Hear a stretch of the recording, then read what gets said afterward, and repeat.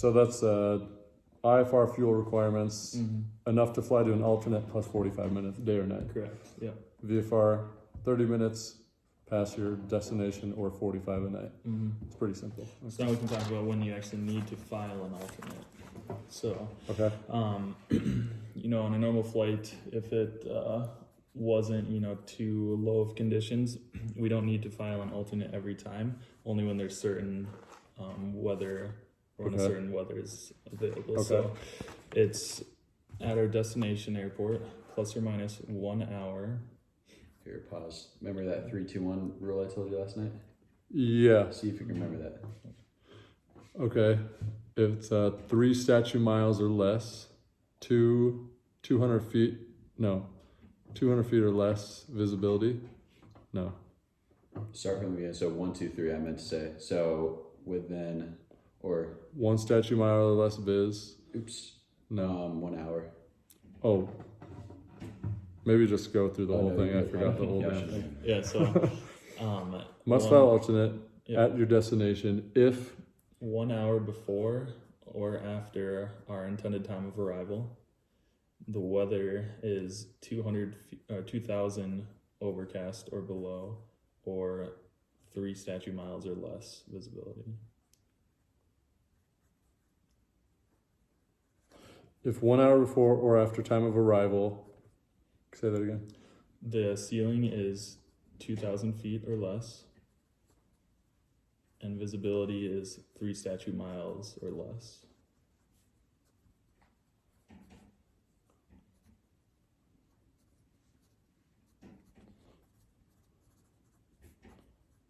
So this is just the 1, 2, 3 rule. Yep. Okay, cool. Yep. Requirements to have an alternate. Mhm. So you must have an alternate if 1 hour before or after you plan to get to your destination, the ceiling is going to be 2,000 feet or less. Is that from like the ATIS or like is it just So that would be like whatever's if we're doing, reported? yeah, like if we're doing a weather briefing and we see, okay, at our destination, the ceiling is reported to be overcast. 1,500 feet. Yeah, 1,500. So then you have to file an alternate Yeah. Mm-hmm. or visibility 3, and it could be either one. Yeah. Yeah. Okay. Mhm. Okay, cool.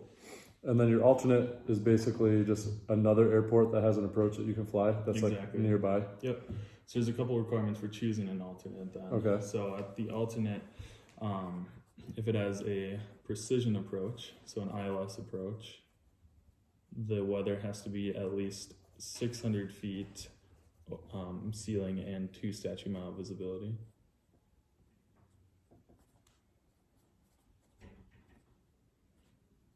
Okay, so if your alternate does have a precision approach, Mhm. it must be at least 600 feet or higher, Mm-hmm. or 2 statute miles or higher. Mm-hmm. And then if it has a non-precision approach, so like a VUR, an RNAV approach, something like that, then it has to be 800 feet ceiling and 2 statute mile visibility. So do you have to go to the alternate, or can you just still land at your place, at your intended airport, Yeah. as long as it's like within the As long The as you minimums. just go Yeah. beyond mist, yeah. yeah? If you go to your miss point and you can see the runway, whatever, then you can Yeah. still land there, Yeah. right? Okay, correct. cool. Yep.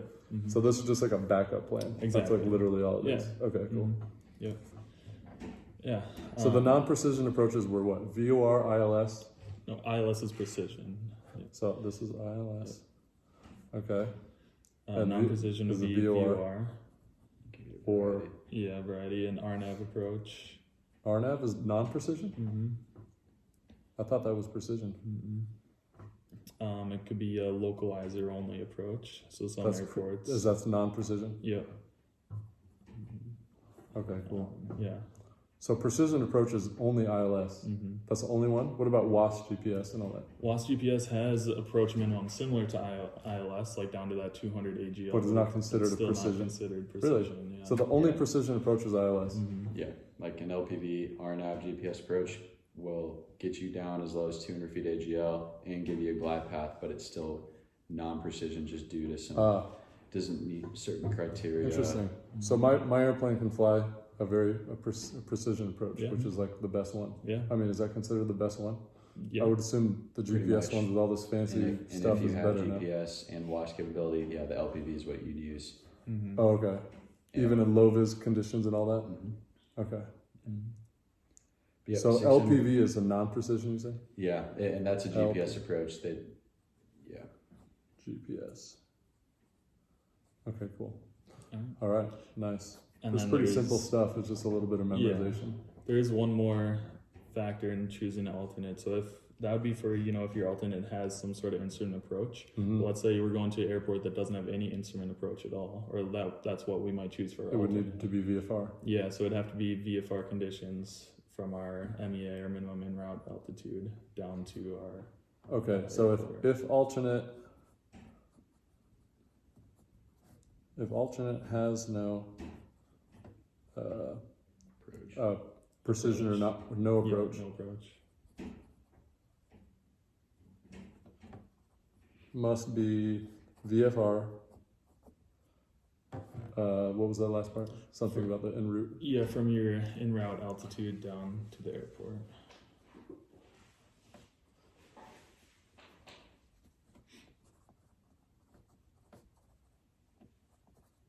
So let's say I go mist at an airport and they have me climb to 6,000 feet for the mist. Is that considered my en route altitude?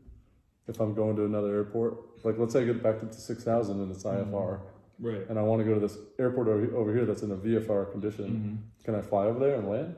So if you could, maybe if you could request a lower altitude to get out of the clouds and Yeah. get into VMC conditions, Yes. then you could, yeah. Okay.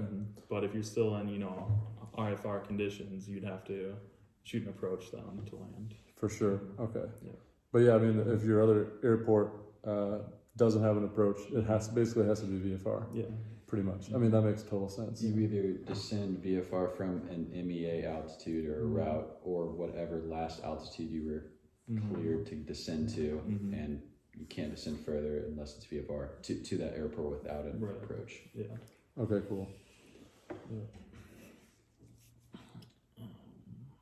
Are you going through just like a total summary checklist of all this Pretty stuff that I much. need for the IFR oral and written or whatever? Yeah. So this is my old TCO I was telling you about. So basically just has lesson plans. So each time we'd go out to the airport, We'd kind of brief over one of these. Yeah. So right now we're doing the first one. yeah. Okay, cool. All what you just did relates to your weather briefing on the ground prior to going flying, and when you're making your flight plan, saying, "Hey, I do need an alternate because the 1, 2, 3 rule. Ceilings are less than 2,000 feet at this airport I want to go to, so I need to have an alternate." And now, what are the requirements for weather while you're planning on the ground to be able to land at that alternate or use that approach? You have the 602 and 802 rule. Yeah. Okay, cool. That's pretty simple. But then you're thinking in real life when you actually have to go to that alternate, that 602, 802 requirement is there for planning purposes, but when you actually go to that alternate, the minimums used are whatever the approach states. I don't know if I should throw that in, but Yeah. when you actually do fly, you're not going to think, oh, the minimums for this ILS I'm going to use for the alternate the ceilings have to be higher than 600 feet. No, that all goes away. Yeah, You just use it's the just minimums you're just for gonna the fly approach down to your blade. minimums Yeah. and go mist or land it. Yeah. Okay, cool. Yeah. Nice. All right, what's next? All right. Let's see here.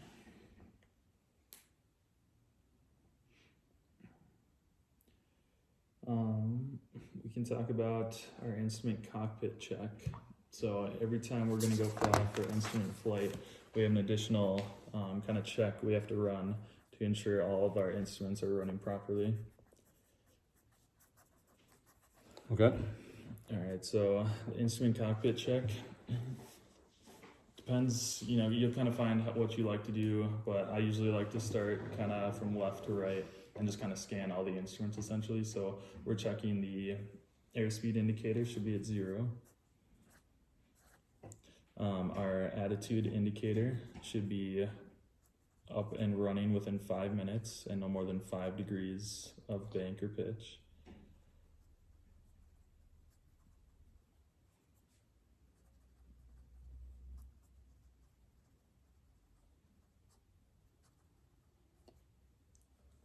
No more than 5 degrees of pitch off of level. Yep. Okay. All right, our vertical speed indicator, that should read 0. If it's not 0, we have to make sure it's, level and not moving up and down. So let's say we started up and it was reading, plus 100 feet per minute climb. We could still take off with that, but we'd use that plus 100 as our new 0 then. Oh, so you just write down like, okay, plus Mhm. 100 is the 0. Is a 0, yeah. Okay, that's never happened to me, but Yeah. I'm sure it does happen sometimes. Yeah. Okay. Okay, vertical speed, and then we have our turn indicator. So our heading indicator should go with the direction of turn, and then our ball should swing to the outside of the turn. Should go in direction of turn Mm-hmm. and ball opposite of turn, which makes sense. Yep. So you test this on the ground when you're just taxiing around? Exactly. Okay, cool. And then So before you take off, you're actually going through all this Yeah. stuff? Yep. Okay. Mhm. And then our altimeter has to be within plus or minus 75 feet of the field elevation.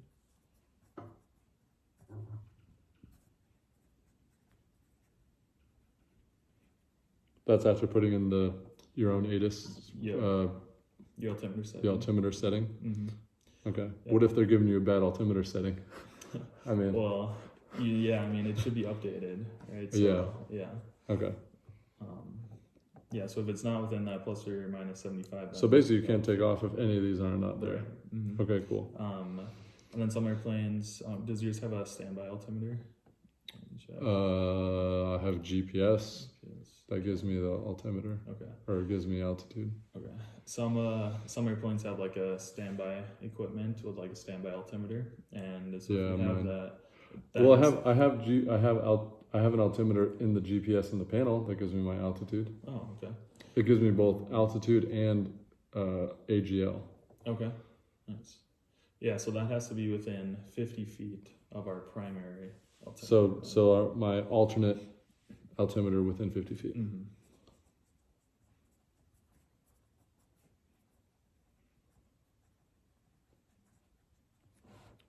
So the alternate has to be more precise than the main. Well, the altimeter, theoretically, it could be plus maybe 50, right? Yeah. And then our standby could be plus another 50 on top of that. Oh, okay. So it just has to be within 50 of our primary altimeter. Oh, within 50 of primary. Of primary, yep. Okay, not of actual. Yeah, yep. Okay, that makes sense now. Okay, next.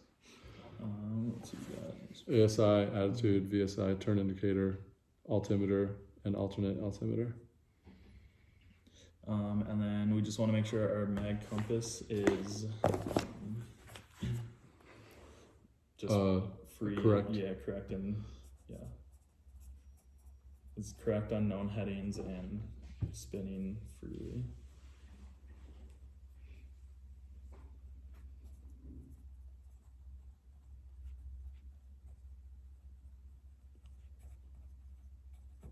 Okay. So ways we can check that is, if we're taxiing parallel to a runway. And the runway, yeah.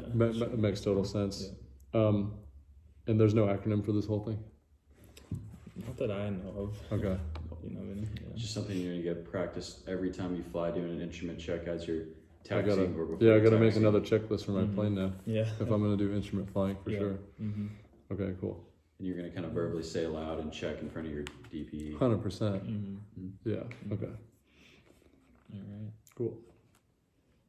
Sweet. Let's see. Let's get into.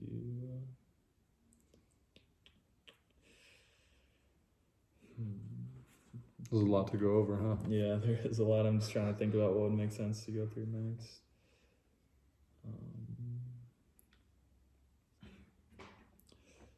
I guess we can, since we just talked about what we're going to be doing, as we're taxiing out to the runway, we can talk about how to pick up the clearance then. And Craft. The craft acronym. Yep. So do you remember what that stands for? Yeah. So CRAFT. So climb. Just gonna tell you. Clearance limit. Oh, clearance limit. Yep. That's how much you can climb to. So it'd be the farthest, you know, destination you're cleared to. So they might say like Oh. cleared from Henderson to, you know, so and so airport. Oh, okay. Right. So otherwise they might say just cleared to Henderson to a fix, like a GPS or. And then they'll like give you a further VOR. clearance once you're there. Exactly. Okay, cool. Yeah. And then R would be radio frequency Route. route. Mm-hmm. That makes sense. Like, Mhm. okay, take off and turn 080, Exactly. right, turn right, Mhm. 00, okay, whatever. Altitude for A. Yep. F is frequency. Yep. And then T would be transponder. Yep. Cool. All right. So. So this is for IFR clearance. Yep. I feel like it's the same thing as VFR clearance.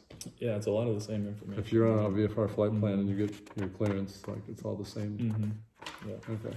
So if we're at Howard Airport, we can pick up that clearance from ground. Otherwise, some, you know, larger airports will have actual clearance. They'll have a delivery. clearance. Yeah, I've done that at John Wayne. Okay. Yeah. You call a clearance delivery and then they tell you all this. Yeah, exactly. Otherwise, you know, we could also pick it up in the air after we departed too. That's right. Yeah. Even on IFR?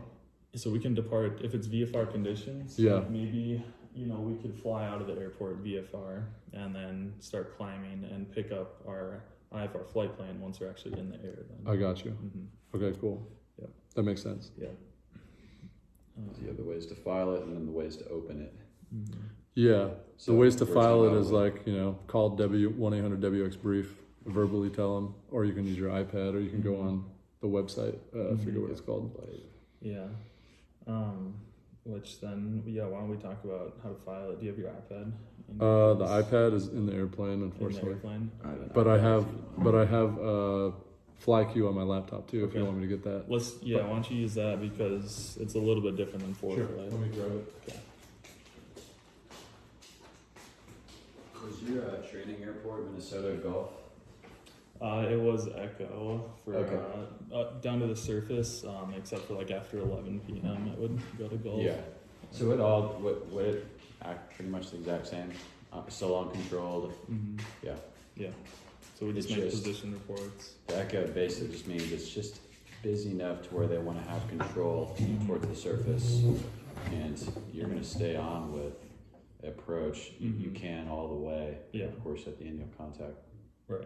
CTAP. Mm-hmm. Okay, so thought I had FlyQ up here. Alright, cool.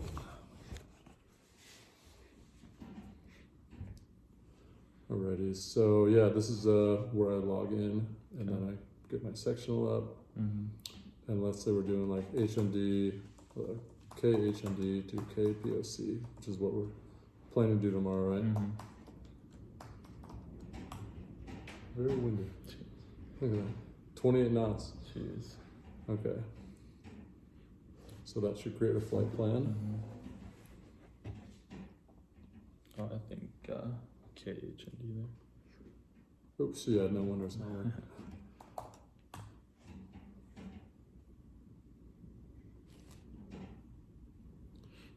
Is my internet working?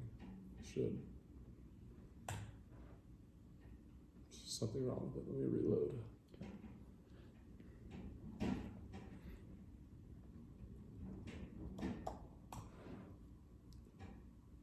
So maybe we'll go ahead and file for a planned departure tomorrow. I mean, Oh yeah. we can always just not do it or cancel, right? Yeah. I typically like to wait, you know, like the day we're actually gonna fly it, but Yeah, I mean, we can do whatever. yeah. Internet is like not going. Because there's a couple different types of weather briefings that we can pick up. Okay. So like if it's the day before, we could get what's called an outlook briefing. Okay. So it's going to be it's not going to give us quite as much information as if we do Same day. Yeah, standard briefing the Yeah. same day. I mean, if usually it's good weather, I just get not even a standard briefing, I just get an abbreviated. It's like a 5-minute thing Yeah, versus them going into like a ton of details that I don't need. right. It's like, can I go VFR or not? Like, it's like, Uh-huh. yeah, I don't know what the deal is with my internet here. I might need to, let me just go ahead and restart Okay. my whole machine. Yeah, briefing wise, you can go to 1-800-WX-BRIEF online, Yeah. file that, or Lightest flight service, you can whatever. call that number, Mhm. or you can contact flight service station. There's like the 3 Yeah. primary ways. Or on your iPad, I guess.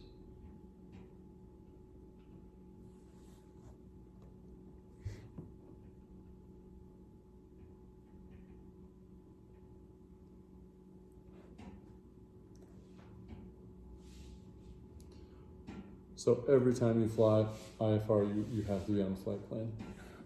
You can't just be flying to LA and like, oh, you know, there's some clouds over here I want to go through. Can you call them up while you're flying? Just call flight service and say, hey, I want to fly through this cloud So layer. we can actually ask for what's called a pop-up clearance. Pop-up clearance. Yeah. Okay. So it's just like exactly what you just said. You know, if we're flying and we might encounter some weather we didn't plan for, we call up center and ask for a pop-up IFR clearance. Got it. They're gonna ask us some information. You know, like what type of aircraft, equipment, number of people Okay. on board. Yeah. Just kind of All the general basic stuff. Yeah, everything we'd kind of file in a flight plan, Okay. and then from there we'd let them know where we want to go. Yeah. And then they could issue us a clearance that way. Got it. Mm-hmm. And if the minimums are below the alternate whatever requirements, Mm-hmm. then you have to tell them an alternate as well. Yeah. Have you? Something I haven't really done, but I have picked up a pop-up. But Yeah. Yeah. I mean, I would assume it's for people like us, the VFR flying around with a little Mhm. airplane, you know, Mm-hmm. it's something that you would probably sometimes do. yeah, I mean, unless you're just always filing and for IFR. pop-up, there's so much information that ultimately could be given. You might just yourself want to have a backup or alternate in mind, but you're not going to probably tell them, Mhm. hey, here's an alternate. I mean, Yeah. you're not doing your whole weather briefing in the air. It's just, that's for all the ground stuff. But Mhm. be prepared to have, other reports in mind as alternates. Got it.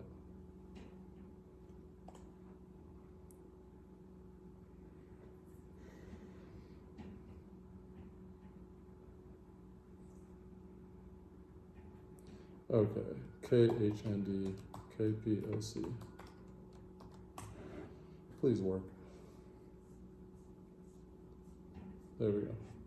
There was something funky happening.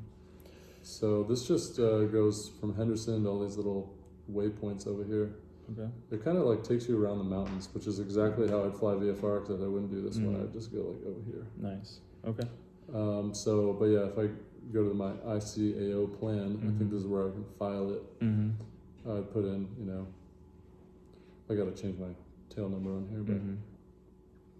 Yeah, that's yeah, exactly proposed right. departure time, Mm-hmm. cruising speed level.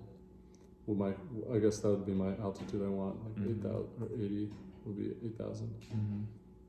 Road flight, I guess these are just like waypoints. Yeah, so it looks like it programmed those waypoints Yeah. in there already. Okay. Mm-hmm. And then time en route, hour 15. Mm-hmm. And then that's where we would Alternates. put in our alternate. You just put in Yep. KSNA or whatever other airport identifiers. Yep. Other information, endurance, that's like How much How fuel much we have. fuel on you board. have. Yep. in hours and minutes, okay. Mm-hmm. People on board, emergency radio, survival equipment, jackets, dinghies. And that's it. And then I just hit file flight plan. Or I Yeah, I've would never assume done that- it exactly through here, Yeah, but if that it looks like if it does work, it will file yeah. it. Mhm. Then when we get to the airport, I just call ground and say I want to open my flight plan. Yeah, exactly, and they Okay. give you that craft clearance. Then. Yeah. Okay, cool. Yeah. And then, yeah. This is like in going their back computer system, like Mhm. up in the tower, they Yeah. can see it all. So Mhm. going back to other ways of opening, like say you're at a golf airport, like Yeah. so you're gonna contact maybe the nearest approach On the phone. on the radio, but there's also clearance delivery phone Mhm. number, which is just Yeah. the approach tower, just the phone number. Yeah. Yeah. Same thing. Or I we can saw call flight on service once I get Citation in the Max- sky, right? Yeah, yeah. So when we watched that video last night, he was departing out of Telluride. He called a number, right On as the- he's taxiing, yeah. holding short. To open his flight plan. Yeah, and they gave him his craft right then. Got it. But that Okay, they cool. opened his flight plan and gave him a craft. Same. And they're gonna be able to see him on radar even though he's out in the boonies like that. I mean, is that Yeah, I mean, because he's departing out of Telluride CTAF, but then he immediately contacts approach. It's all Okay. opened with that clearance delivery phone number he opened it with. cool? And Yeah, it all makes logical sense. otherwise, the at way a it works. tower, you're just contacting ground, Okay. and they open it for you Cool. and give you the craft. Nice. All right. Yeah, I got it. Okay. If you want me to file one, I can, but maybe we can save it for tomorrow morning. Let's save it for tomorrow. I want to see what it looks like on the iPad too. Maybe. Yeah, my maybe a iPad is in little my different. plane. Okay. But yeah, I would assume that if you file a flight plan, you can just select destination airport and an alternate, or just your origin airport and your destination. You don't need to give them all these other points, right? If you wanted to go, can you give them a requested points? yeah, you could. Like maybe you want to, if we're flying like Victor Airways, Yeah, we could plan for a Victor Airway route. yeah. I mean, I can see those on here. IFR low. I think those kind of show. Yeah. Is IFR low and IFR high? What is it, like 18,000 and up is a high, and then everything low is below that. Yep. So this Okay. would mainly what we're going to be using here for our IFR charts. Got it. Okay, cool. Because do you? So I mean, there's like VORs out there I can put in. Yeah, exactly. So Victor Airways are essentially, as you can see, is just connecting different VORs to other VORs. And there's some like fixes that are intersections of VOR radials. Exactly. So Like this is an intersection of these two. exactly. So how do you think we'd identify once we're over that intersection? Dabney? Yeah. What could we I do? would say the best one would probably be this one because they're kind of more opposing.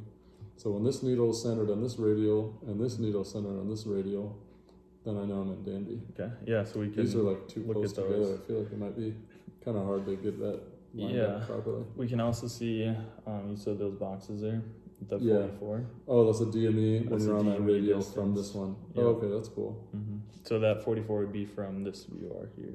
Oh, okay, Yep, nice. so So if I'm on that radial and I see 44, I know I'm at Dabney. Yep. As long as the needle is centered. Yep. Cool. So that way we could, navigate on this Victor 587. Yep. And then once we get to 44 DME, and we could then cross-check it with this Yep. radio here Cool. off of that VOR, and then maybe we could turn on to the Victor. And what are these 21. other numbers? 10.5, is that your altitude that you're supposed to fly this? So there's going to be a few different altitudes on these charts here. You can see like we have some over here. One of them has that star next to it. Yeah. So that's 10,000 feet, 12,000 feet. Yep. Are those the suggested altitudes, maybe? So those are going to be, let's see, depending on exactly what number it is. 1 second here.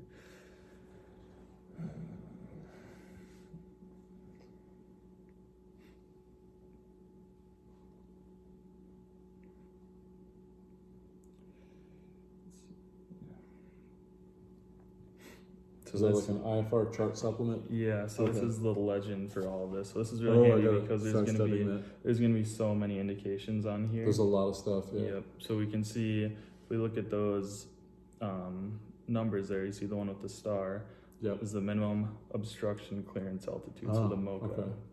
So as long as I'm at 10,000 feet or above, I know I'm not going to hit into anything. Exactly. Okay, cool. Yep. So that guarantees one obstacle clearance. Yep. It also ensures we have VOR navigation coverage Okay, only within 22 nautical miles of our VOR, though. got it. That makes sense. Yeah, But if you're too then- far, it doesn't work. Exactly. But if you see the top one there is the MEA, so the minimum en route altitude, that will ensure us obstacle clearance and navigation coverage as well. For So- GPS. So if I'm at 12,000 feet, I know they can see me on radar. And for VOR coverage here, Oh, because okay. these Victor Airways are kind of based off of navigating off of VORs. Got it. Yep, Okay, so- they're all based on VORs. Okay, Mhm. cool. Yep. And then these brown ones, what are these brown ones? So those are military routes. Oh, that's military. I probably don't need to know about that. Yeah, just it's good to kind of know where they are and know Yeah. like if we're crossing over, there could be other military traffic on Yeah, there as well. okay, cool. Um, Yeah, I'm sure we can go over like a ton of little details on this, but mhm. for the Speaking of purpose of- brown, the brown airports, you'll see like maybe blue, green, and brown airports on an IFR. Yeah. The brown just says it has no instrument approaches. Take that one there. this is no instrument approach. No Yep. instrument approach. Mm-hmm. Green is instrument. Mm-hmm. I would assume blue is like that's like a well. Let me get rid of this. Oops. So blue would be Las Vegas, or that's actually black. No, Las Vegas is blue. That's a class Bravo, or green. Sorry. Green, yeah. So we see Boulder these. City has one. We see these blue routes here, though. Yeah. Right? So these are GPS airways. And Okay, whereas is the that like an black approach ones, airway to get to Las Vegas International kind of thing, or no? they maybe sometimes might be used as that, but they're basically to supplement Victor Airways that we have off of the VORs. Now, Got it. using GPS, you know, they can pretty much make these new airways Anywhere they want. Yeah. Yeah, And it they're could be in. just a waypoint to way made up waypoint to waypoint thing. That's cool. Mhm. Okay. Okay, so if it's green, it has an approach. Mhm. It could be any type of approach, Mhm. Same with blue. and then or blue. Yeah. Mhm. And what's in green and blue? Doesn't matter. I think blue will have. Blue could be controlled. Oh, they're all- maybe. Green may They're all not. blue, green. Blue and green had an approved instrument approach procedure. Brown do not have an instrument approach procedure. My total. Those in stat blue is- have an instrument approach procedure and or radar minima published at least in the high altitude DoD flips. I think that's the only difference. Okay, so the blue ones will have an approach taken from a higher altitude. Got it. essentially. Okay, cool. So green is good, blue is good, Mhm. brown means nothing. Mhm. Brown. So like a scenario would be you're on an MEA or you're on some Victor Airway. You can't go to that Brown airport unless It's VFR. it's VFR. So you Yeah, it can makes descend total from an sense. MEA to that Brown place Yes. as long as it's Got all it. VFR. Mhm. Okay, cool. That makes total sense to me. Mhm. So yeah, I mean, yeah, it's pretty cool. You can see all the airports that do have instrument Mhm. approaches on here. Yep. So that's neat. Cool. So then, if you zoom in again, we'll maybe just look at some of these VORs here. Sure. Let's see. Here's the VOR. All right, so we can see it tells us the identifier for the VOR there. 117.2. You put that in your nav. Yep. And then the ELB would be the identifier for it there. And then we could listen to the Morse code as well. By turning on the Might nav be asked to button, putting up the identify it. volume. Yep. And then you see how it has this little hexagon with the box around it. Yeah. So that box around it means it's a VOR and DME. So we'd be able to A get VOR DME. and DME. Yep. If it's just VOR, it would just be the hexagon. The hexagon, yep. Got it. Mm-hmm. Okay. Yep. And then there, let's see. Well, I thought all VORs had the DME functionality. No. Not quite. And you'll see other triangle-shaped boxes that have firmness to them. Can't really describe it. That'd be a VORTAC. Mm-hmm. Same thing. VOR just doesn't have DME capability. Got it. Tachometer or TAC can't say that. Yeah. Okay, cool. And those are used for more military airports. These ones? The VORTAC. Oh, the VORTAC. Yeah. Mm-hmm. VOR and VORTAC is a different thing. VORTAC and VOR DME. It's still a VOR that you can use. It just has different. It's more. It has more technology for military people. Yeah. Okay. And then you don't typically use like what is ELB 119? Is that military stuff? No, so that ELB would be like the identifier for it. So if Oh, they might say, clear direct ELB. so that's the LTOR VOR. Mm-hmm. And then these GPS coordinates are just that location of that VOR. Mm-hmm. TT, what is that? That means it's terminal. So there's different classes of VOR. Let's see, they just changed them, right, with the And I haven't even said L1i. that. There's like one Yeah. one new one that's Mhm. taking them over. But Yeah. when talking VORs, it's like there's terminal, low, and high VORs. They all have kind of different dimensions and signal coverage. Okay. So yeah, you're probably going to want to know that. Yeah, I gotta look that up. I should have it in here.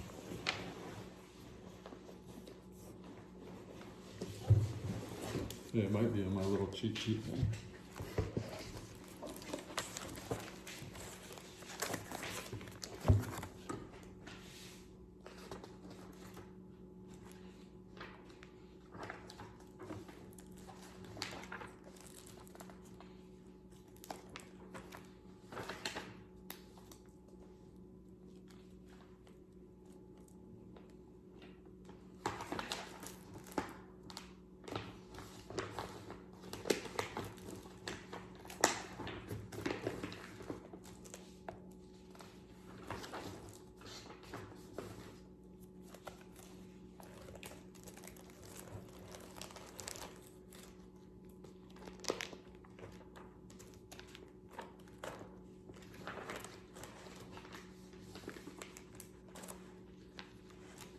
but on an en route near any VOR, it'll say T or L or H. Okay, so you just once you know the dimensions of it, you can know how far the signal coverage will go for that VOR, etc. For all of the flying we'll do, not flying any higher than 14,000 feet, where Yeah. the VORs pretty much are going to have signal coverage 40 miles. 3 miles, 40 miles. 40 miles. But if you're flying, up really high, the high VORs can give signal coverage up 100 to 130 miles. I got you. So So this would be kind of just like what they would look like essentially. Nice. So this one, it's terminal. So we'd have 25 nautical mile width from 1,000 up to 12,000 is where we can expect to get coverage from that VOR. If it was a low, then it could be 40 nautical miles wide from 1,000 up to 18,000, and then Got it. high goes all the way up to 60,000. You can see it varies depending on what Wow. altitude you're at. It goes all the way up to 130. So terminal is more for like low altitudes and closer. That's what this one is. So that's the TT. That means terminal. my guess is that the terminal VORs are going to be more in like cities. Like LA might have a bunch of VORs. They'll just give terminal VORs. Like Yeah, little tiny maybe. ones. And then low altitude is from 1,000, 18,000. That's pretty high up. And then high altitude is for like the big airplanes. And that goes 100 nautical miles out. Oh, actually 130 actually 130, on some parts. Wow. Yeah. That was pretty It's crazy. like 100 from 14.5 to 60, and then 130 from 18 to 45. So if this one is let's see if we can find a different VOR that has So like this one. LL. Yep. That's low altitude. Okay, so that's a low altitude. That makes sense. Who's going to Catalina? It's like little airplanes. LL Ventura. Santa Monica is low. Okay, Los Angeles is the big one with HH. That means high altitude. Yeah. Okay, cool. That makes total sense because all the big airplanes are flying Yeah. there. They need that. and we can see that one. You see how it's a different shape too. No So DME. that's actually a Vortac. Oh, that's a Vortec. Yep. So Vortec has the DME, has the VOR, and more. Yeah. Yep. So Okay. the basically VOR with DME for the Vortac there. Cool. And then there's some additional, military application. I'm not exactly sure what they use it for though, but I got you. Cool. Yep. And remember, all these VORs are based off a line of sight, right? So we have to be able to have a line to the VOR in order to get that navigation signal from it. Okay. Yep. And then also DME is based off So if you're of behind a mountain, it won't work. Kind of thing. exactly. Yeah. Got it. So Okay. we'd have to have a line of sight to it. That's VORs. That's the Vortec. All of them. Mhm. They all work the same. Yep. Okay. And then DME, remember, is slant range. Do you remember? DME is distance measuring equipment. Yep. Slant range. Slant range. So It's if your we were- distance in a straight line to that Exactly. item, right? Yep. Yeah, that makes sense. Yep. That's not telling you your ground distance. Right. It's telling you your direct distance to it. Exactly. That makes logical sense. Yep. Okay. Good. All right. Let's see.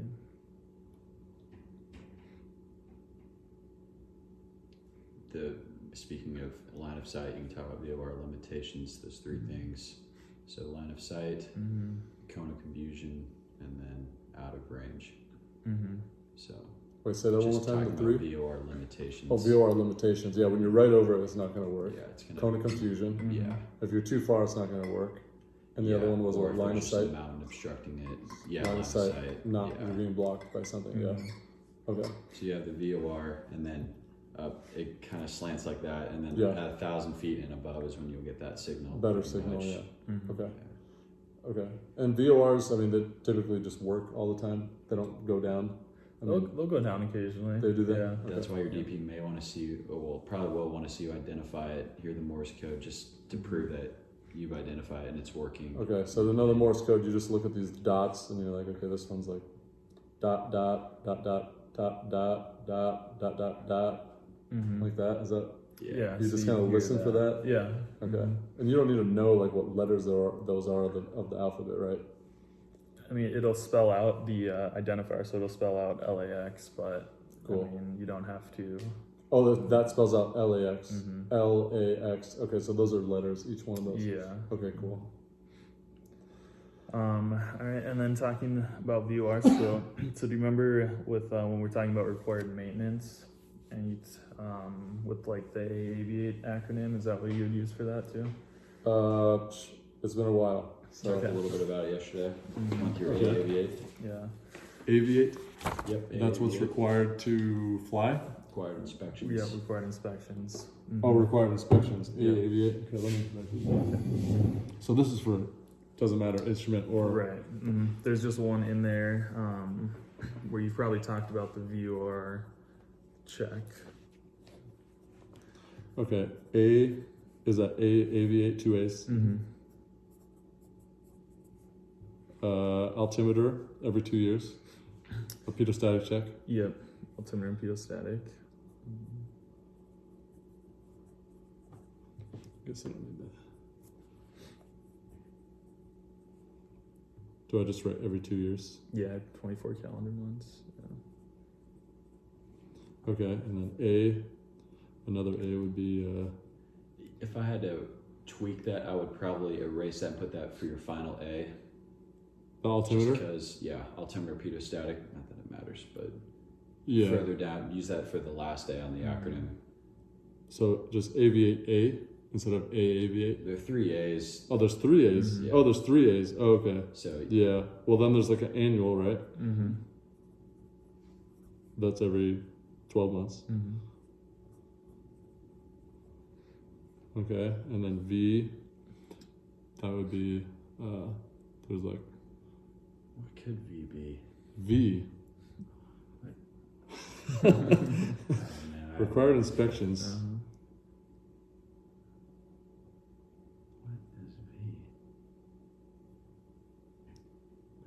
Wait. Could it have something to do with what we were just talking about? VOR. Oh, yeah. Yep. So VOR checks. Do you remember how often those has to be done? I mean, no, I don't. 12 months. 24 Every months. 30 days. What? For IFR flights. So, Yep. but you check it before you fly each time, right? No. You could, yeah. Or can you just check it in flight and just it's going on the right? So there's different ways we can check it, right? Because if we're just in the air and we tune it to a radio, we're not going to know for sure if that's accurate. Right? Yes. So we have some different tests that we do here. Got it. There's a FAA VOR test facility called the VOT test. These are located. I think there's only a few of those. Okay. It's not too commonly used. Does your airplane have dual VORs? I have 2 VORs. 2 VORs, One of them okay. has a glide slip as well. Nice. So a really easy way to check it then is the dual VOR check. All right. So to do that, we would tune both VORs to both frequencies to the same VOR. Put them on the same radio, see if they both line up. Exactly. Okay, Yep. and if they both match, then you're pretty much Yeah. good. And Okay, do you cool. know the tolerance between it, like how close they have to be to each other? No. Plus or minus 4 degrees. For the dual, isn't it within 4? Yeah. Within So- 4. Yeah. Yeah, within 4. Cool. Okay. So Um, VOR check every 30 days. yep. And then there's 2 ways to test it. VOT check, VOT test, or a dual VOR check. There's actually a couple more. So we have airborne checkpoints as well. Okay. And then there's also a ground-based checks as well. So at the old airport I used to fly out of, right at the end of one of our runways was a big sign, and it was like ground VOR test site. So we'd pull up the airplane to this specific spot on the runway, tune in to the VOR frequency, Oh, really? and it would tell us what radio it should read. Oh, So cool. it has to be within plus or minus. Plus minus 4. Yeah. Okay, cool. So there's 4 checks. VOT, dual, airborne, and ground. And then for airborne, that one there's a little bit more leniency with that, since obviously Okay. you're flying, you can't be on Super exact accurate. position. Yeah, so that's plus or minus 6 then. Okay, cool. Cool. And then, so Aviate I would be inspections? No, I don't know. How often do you have to do an inspection? Like an annual? What if your airplane was being used for hire? Oh, if it's used for hire, then it needs to be every 100 hours. 100 hours, yeah. That's Inspection every, does this I stand for inspection every 100? Just Or- use the I for 100. Yeah. Pretty much. much. Okay, I'll just do that. Yeah.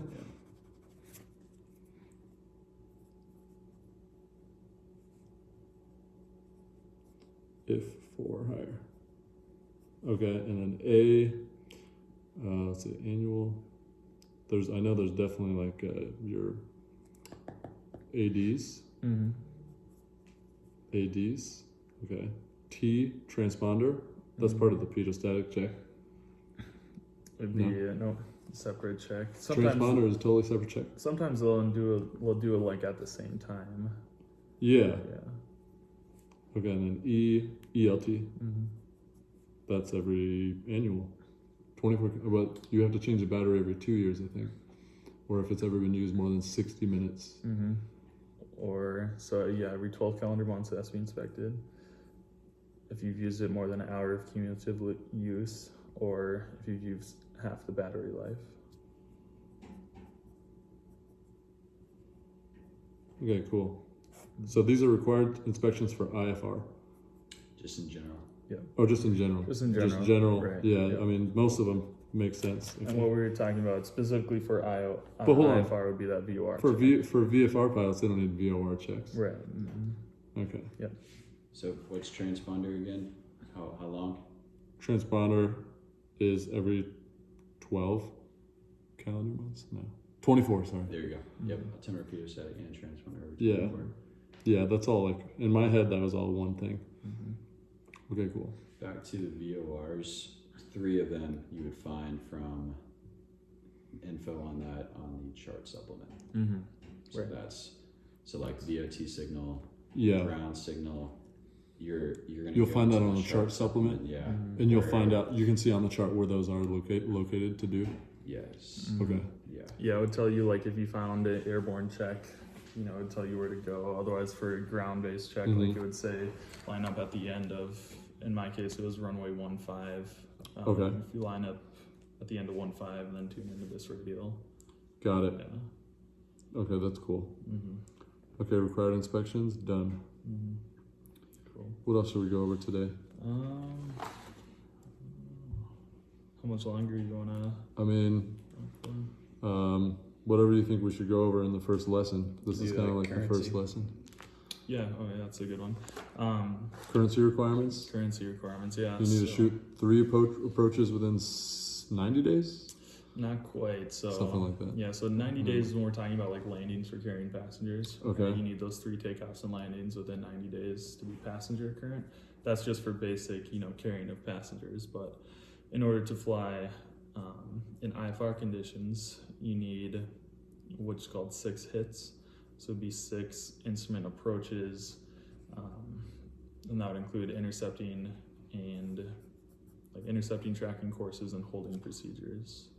So intercepting Mhm. tracking Yeah, courses? you can write 6 hit, Mhm. like a long way or a down your paper, and then on the side 6 approaches with holding, intercepting. So and tracking. intersecting tracking courses or approaches. 6 approaches, yeah. So 6 hits within how long? 6 months.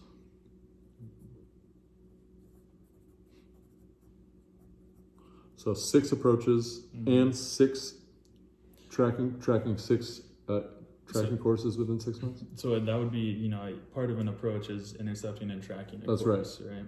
So then you'd also have to, you know, have a holding procedure in there.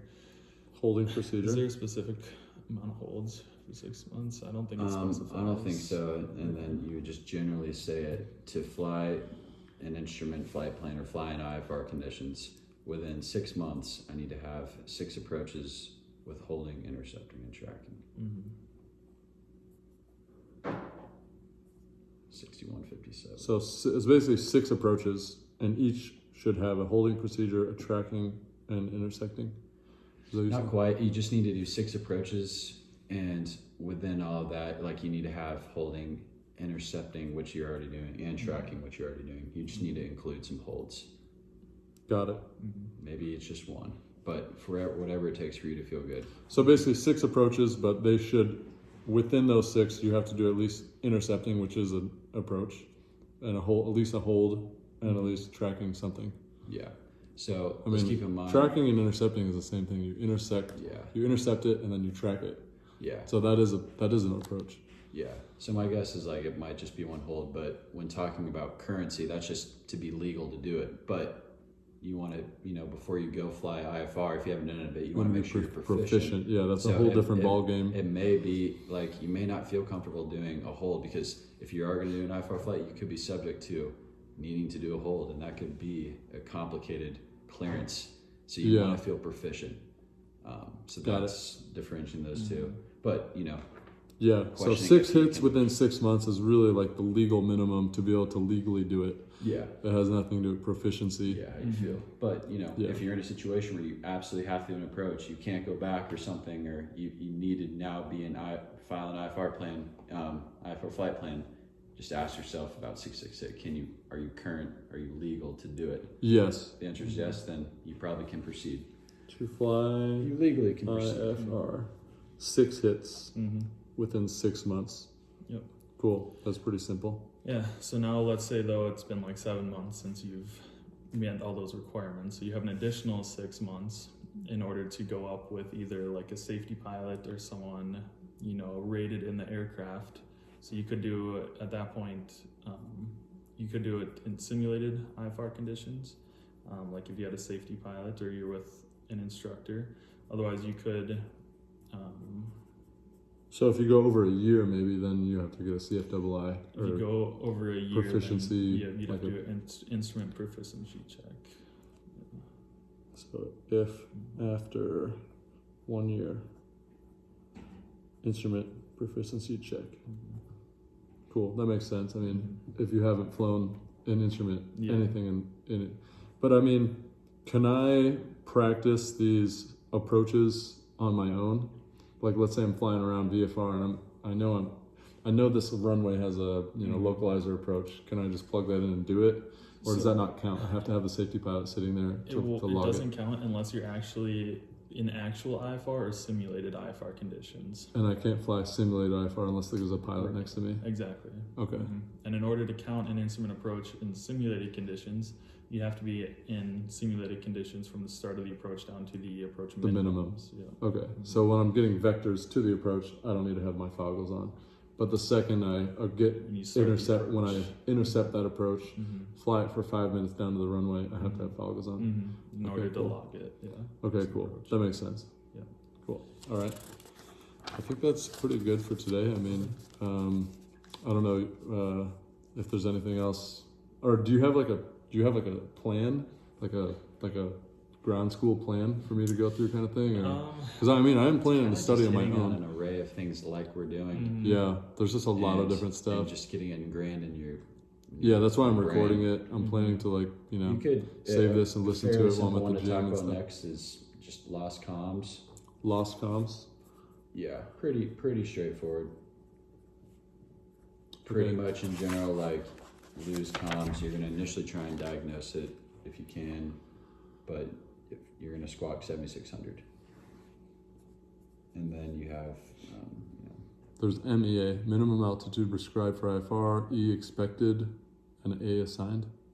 Wait, lost communications procedures. There's altitude to fly, route to fly, and leaving the clearance limit. I don't know if that's part of this. Yeah. So you got altitude and you got route. Altitude you already hit. Yeah. Fly the highest of that acronym MEA. So altitude, MEA. Fly. So fly the highest of those three. Mm-hmm. Minimum approach, minimum altitude prescribed. So that'd be like the MEA on a Victor Airway that we looked at earlier. So the 12,000. So Okay.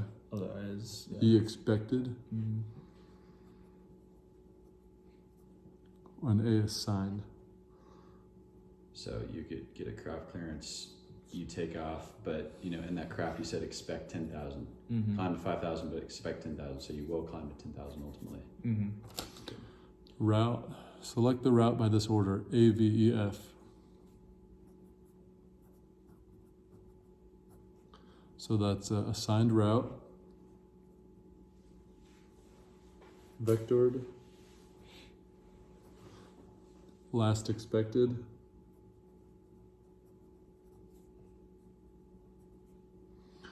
and filed. Okay, For and your then sake, you leaving. might want to add the FAR AM section 2 where those are from. So that would be 91,185. For altitude route, or just this is just one number Probably for the whole both, I thing? think, just lost con procedures. And that'll just, now you know how 91, to was it proceed. 91.205? 185. 185. Okay. If you have the inspections near you, you can put 91,409 for that. Oh, you mean like, Yeah, just yeah, I mean, I probably have it tabbed there, but yeah, required 91 what? 409. Yeah. You kind of need to become a lawyer to like, this Yeah, is such legal I know. wording in this book. There's a lot. Cool. So I think the only thing we didn't cover, well, actually, we did cover all this. Yeah, I think we went over everything. Yeah, we covered a lot of good stuff today. Yeah, that's pretty solid. I mean, I need to make sure I'm studying every day as well, the ground stuff.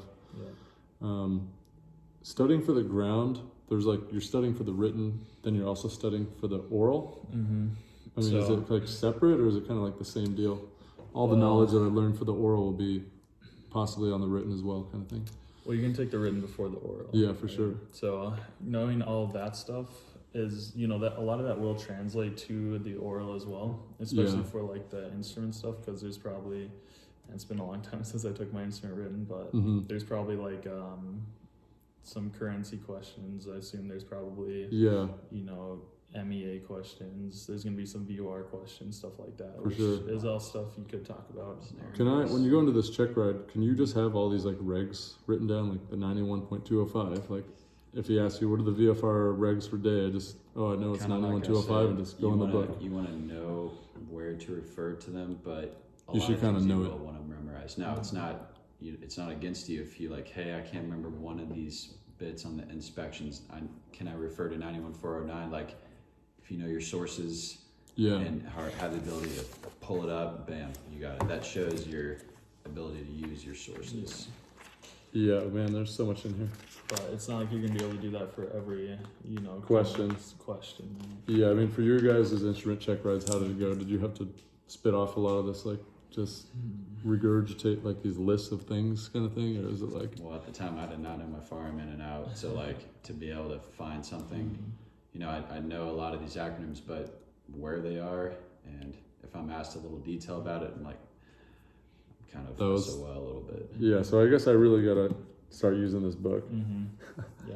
But Okay. yeah, it makes you want to know your acronyms and be short and concise with your answers, not sound shaky either. Because if you give them any, reason to Yeah, dig in further, they will. Mm-hmm. I don't even see I think 409 last but there. not That's least, inspection. you could throw in for today required reports. Required reports. At least you could just get the acronym down and write them, and we talk about it a little bit. Do you know that? It's been a while since I've gone over those. What acronym do you use for them? FAA must view personally. What's you? There's another one. It's all the same. Well, do you want to teach this one then? Sure. Required reports. Yep. So it's basically necessary radio calls. Wait, hold on. Give me the acronym first. So FAA FAA and then MUSH MUSH MUSH. Okay, FAA MUSH. and then FEW FEW. FAA MUSH few. Yep. All right. F. Yep. So failure of equipment.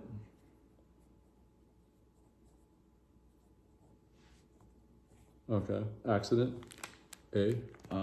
So altitude. It's gonna be altitude, and you can put dash leaving assigned. By how many feet? If you just want to switch altitudes, you need to. I need to get approval. Yeah. And if I did it without them, then I gotta file a report saying I messed up. Yeah, there's a chance for you being in trouble. So you get a number. Yeah, and it's just simply asking or getting clearance to higher or lower Would altitude. that be considered a deviation? Yeah, I think so. Mm-hmm. Okay, so deviation is like you did something bad. You deviated from like the rules that they told you to do. Mm-hmm. And that can go to the importance of knowing the different radio calls you can get. You can, like VFR at your discretion is something that you have fluctuation, you can do whatever. Yeah. IFR altitude, generally you're going to have to stay at your altitude, but you Makes could sense. be given a range maybe, or say descend at your discretion. So Yeah, there's certain okay. things. Mm-hmm. But yeah, you generally need to get clearance. Okay, the next A. So that's true airspeed change of 10 knots or 5%. So airspeed change, 10 knots or 5%. Okay, M. Missed approach or going missed. Really? Yeah, it's just saying, like we did yesterday, Mhm. hey, North Vegas Tower, we're going missed. Oh, So if you you're don't just- report that and you do it, then that's a reportable It's just offense. saying you just need to notify them if you're going missed. Mm-hmm. Oh, required reports. So Yeah. some of these are actually like paperwork you file with the FAA to say, something broke or. Not like sending in a paper report. Just these are it's Required necessary radio radio calls. calls. Oh, these are all radio calls. Yeah. Yeah. It's like Radio. when we were shooting those approaches yesterday, we got down to them and those went missed. Yeah, And I of had course you tell got to tell them Tower, that. Yeah, exactly. for sure. Yep, Okay. So that's just saying that's I one of the thought requirements. some of this stuff is like you have to like actually report it to the Sure. government like on Sure, on like I a gotcha. report. Okay. V. Wait. Mush. U. Unable to climb or descend 500 feet a minute. So that's like up to 500. S. Safety of flight is disrupted.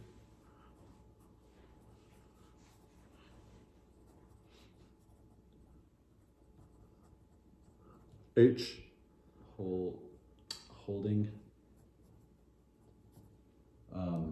Dash. You can do dash leaving or entering.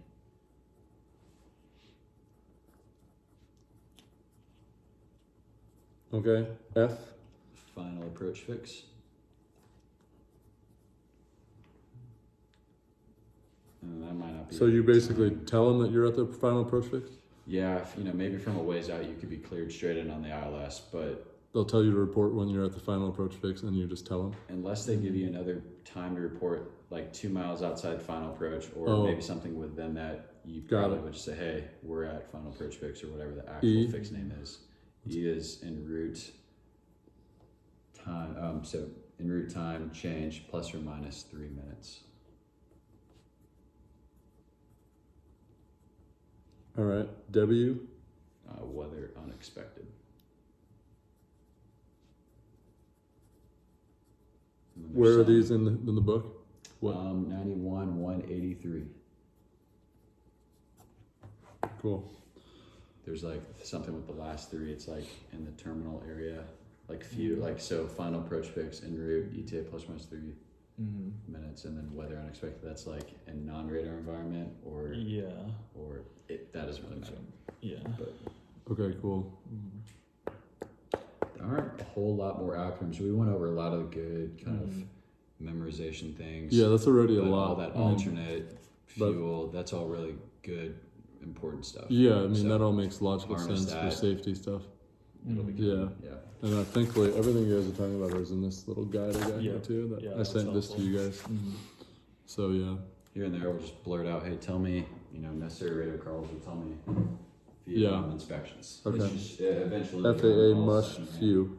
Mm-hmm. Okay, cool.